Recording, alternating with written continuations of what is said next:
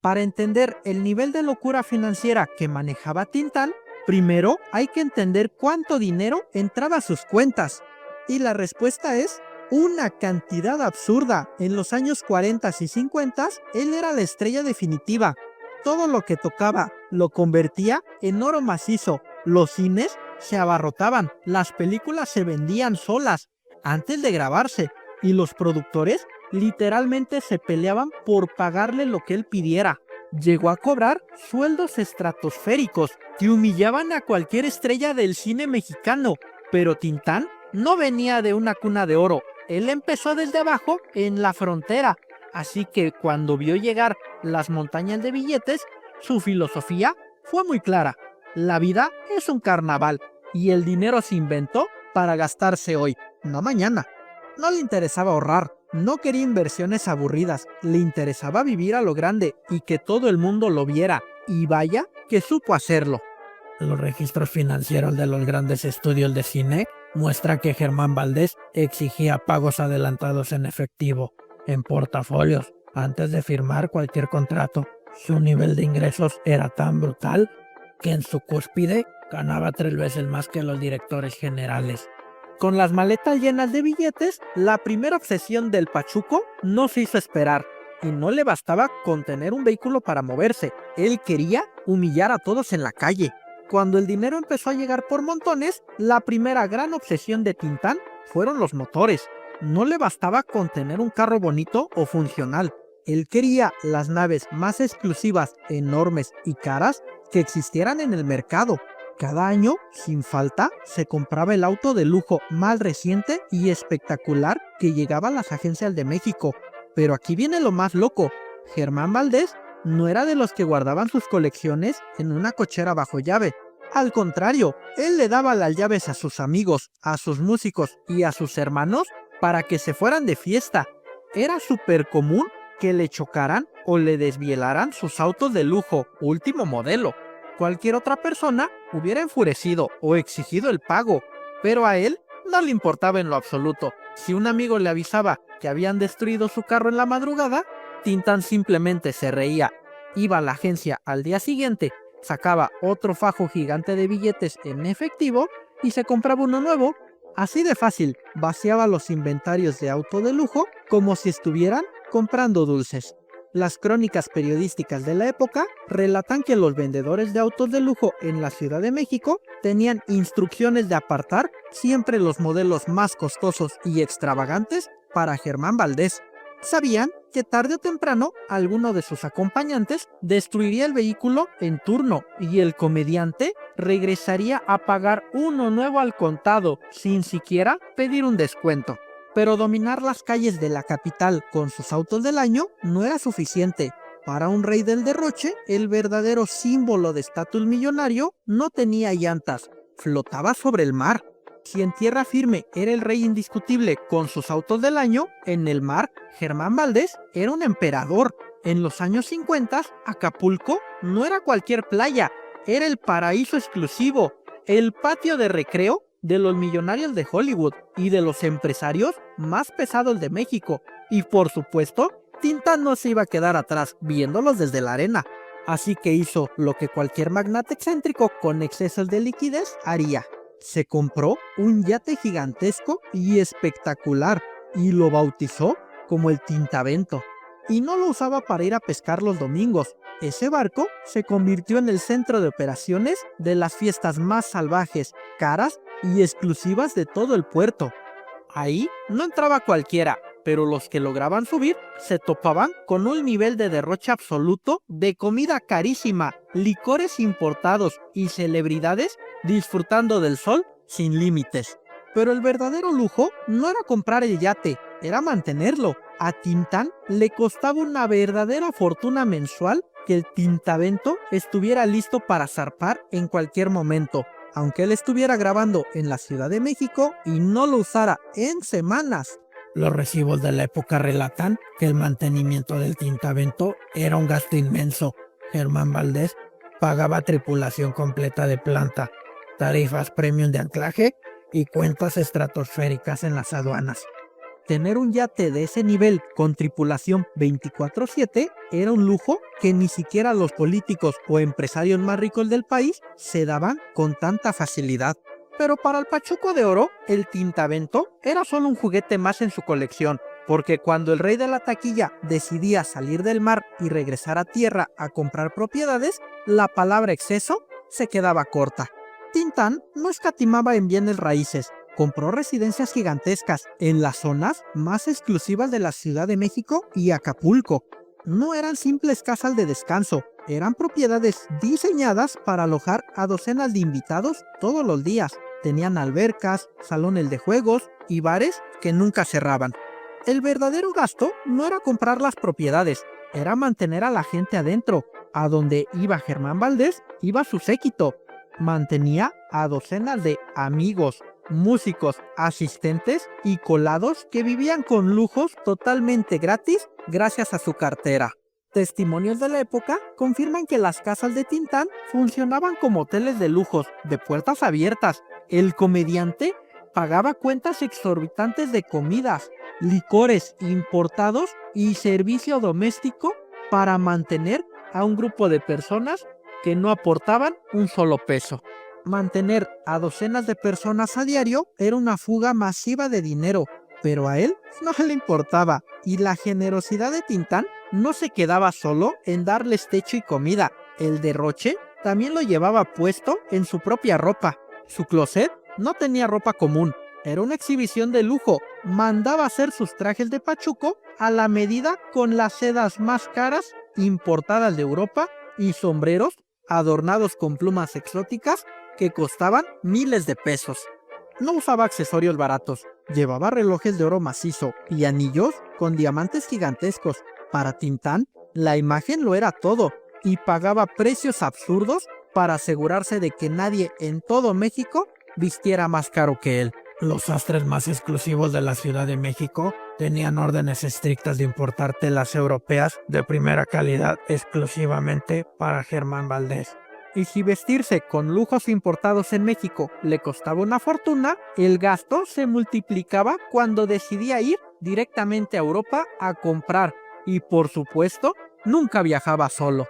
Cuando Tintán decidía irse de gira o de vacaciones a Europa, el derroche cruzaba el océano. No compraba un boleto de primera clase para él, compraba 20. Se llevaba a toda su comitiva a París, a Roma y a Madrid, pagando absolutamente todo de su bolsa. Cubría los mejores hoteles de 5 estrellas, las cuentas altísimas en los restaurantes más exclusivos y las noches enteras en bares europeos. Nadie de su grupo gastaba un solo centavo.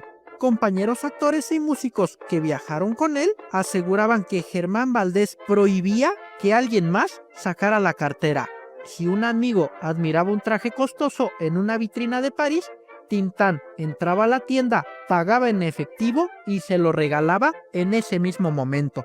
Quemar dinero así en Europa era insostenible, pero su séquito de amigos no era su única fuga masiva de capital. Los temas amorosos también se resolvían con fajos de billetes.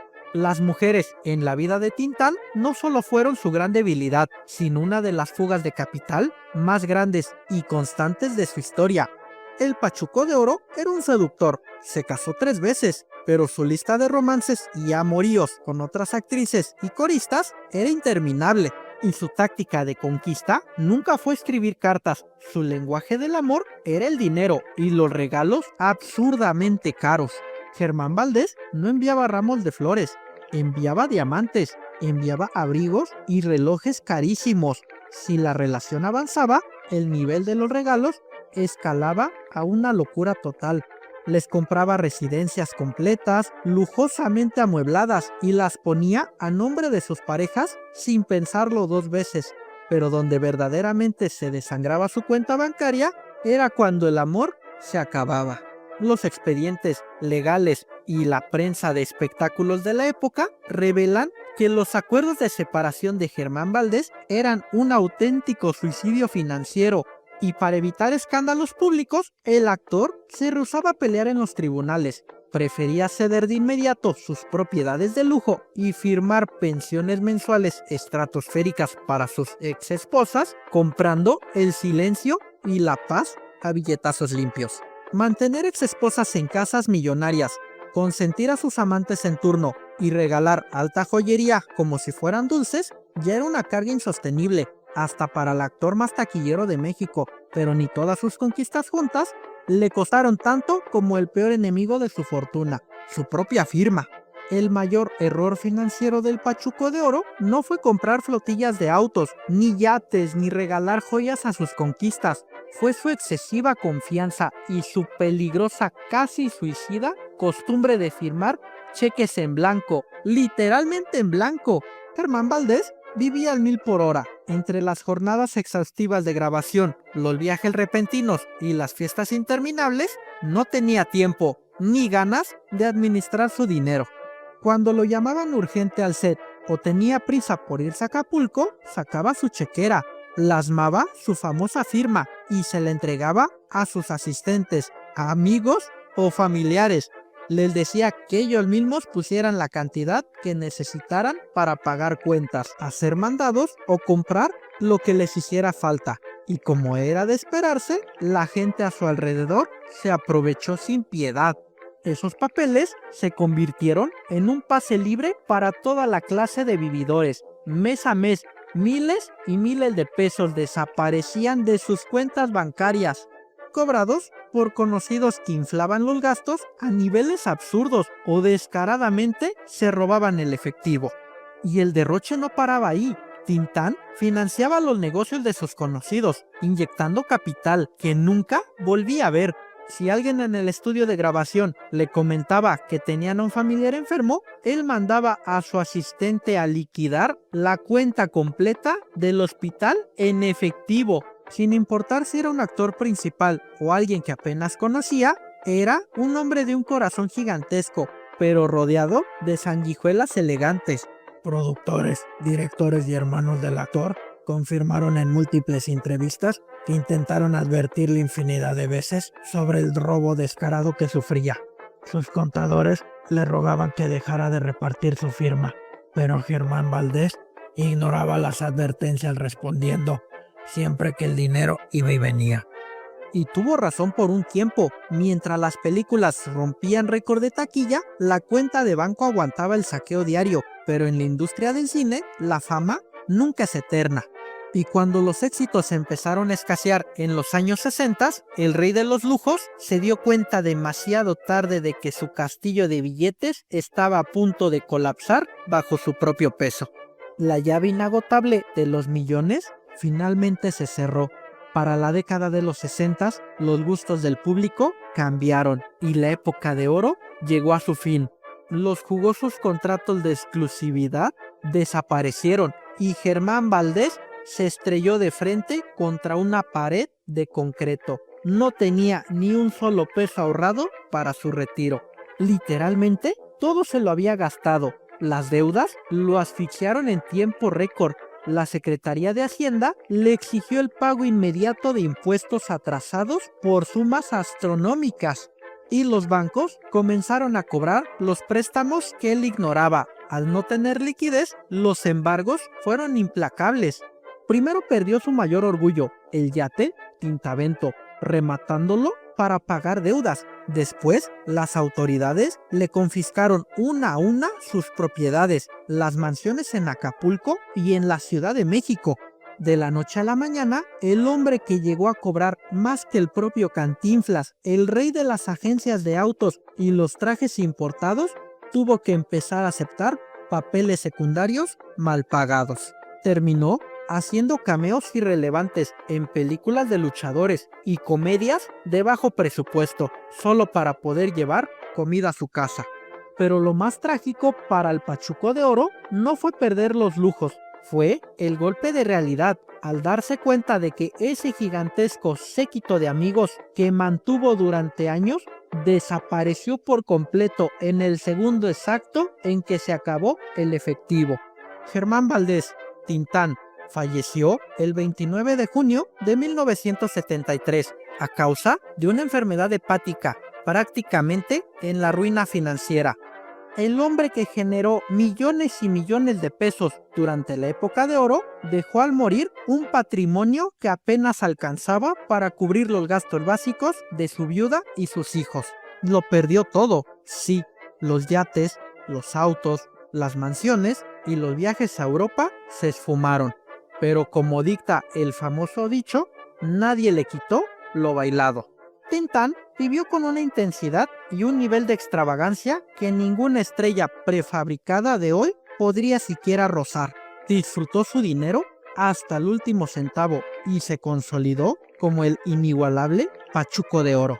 Y si crees que los excesos de Tintán llegaron al límite, es porque no conoces la lujosa y perturbadora doble vida del hombre más temido y varonil del cine mexicano, Pedro Armendáriz. Mientras Tintán regalaba autos y firmaba cheques, Pedro Armendáriz gastaba su inmensa fortuna internacional en una vida de magnate intocable. Estaba rodeado de colecciones de armas de alto calibre, caprichos europeos, amistades con la élite mundial y secretos muy oscuros que la industria trató de ocultar. ¿Qué compraba realmente Pedro Armendáriz con sus millones? ¿Y qué macabro secreto lo llevó a tomar la decisión más trágica y violenta de su vida en la cama de un hospital? Te espero en el video que te está apareciendo en pantalla. Te garantizo que los millones y el escalofriante final de Pedro Armendáriz te van a dejar completamente helado. Allá nos vemos.